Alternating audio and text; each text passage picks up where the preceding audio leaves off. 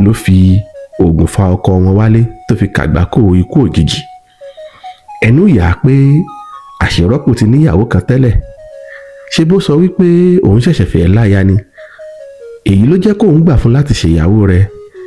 ṣé tí òun ti wá gbénú ni?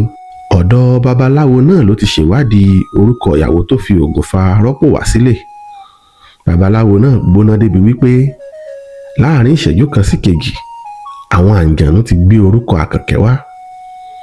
ní kété tó ti mọ orúkọ orogún rẹ̀ ló ti wá pinnu pé òun ó pàṣà fún un. Helen ti torí ọ̀rọ̀ rọ́pò ó lọ wọnú ẹgbẹ́ màmí wọ̀tá. àwọn yìí ní í ṣe alákòóso inú omi. ibẹ̀ gan-an ló ti rí kedere ìlú tí ọkọ rẹ̀ kú sí àti àwọn ohun ìní rẹ̀. Àkànkẹ́. Like and follow us on Facebook.